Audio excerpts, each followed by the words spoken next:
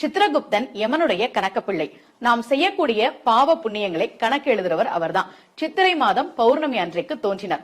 ஒரு நாள் அவர் கடவுள்கிட்ட எல்லா மனுஷங்களுமே பாவம் பண்றாங்க தான், ஆனா அதுல நிறைய பேரு அறியாம தான் பண்றாங்க, இதை நாம மன்னிக்க கூடாதா அப்படின்னு கேட்டாராம்.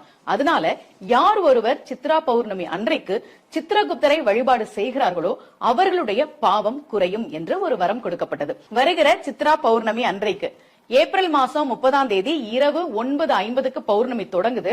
மறுநாள் மே 1 இரவு 11 மணி வரைக்கும் பௌர்ணமி இருக்கு. இந்த நேரத்துல சித்திரகுப்தரை நாம் வழிபாடு செய்ய வேண்டும்.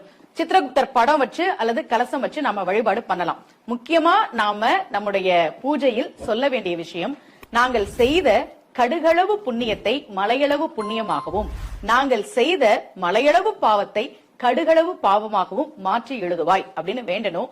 விரதம் இருப்பவர்கள் அன்றைய தினம் உப்பு, பசும்பால், பசுந்தயிர் இவற்றை சேர்க்க கூடாது என்பது மரபு. புதுசா ஒரு முறம் வாங்கிக்கோங்க. அதுல மஞ்சள்ல ஸ்வஸ்திக் வரைஞ்சிட்டு நிறைய பேனா வைக்கணும். ஏன்னா சித்திரகுப்தர் எப்பவுமே கையில பேனாவோட தான் இருப்பார். நிறைய பேனா வைங்க, நவ தானியங்கள் வைங்க, ஒரு வஸ்திரம் வைங்க. பூஜையை முடித்த பிறகு இதை நாம யாருக்காவது தானமா கொடுக்கலாம். பூஜை செய்கிற போது நாம சொல்ல வேண்டிய மந்திரங்களை இப்ப சொல்றேன்.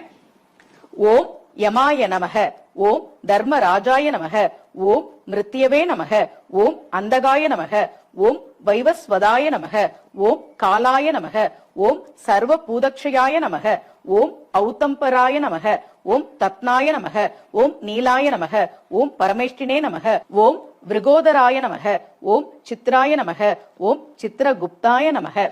வருகிற சித்ரா பௌர்ணமி அன்றைக்கு சித்திரகுப்தரை வழிபாடு செய்து நாம் அறியாமல் செய்த பாவங்களை குறைத்து தருமாறு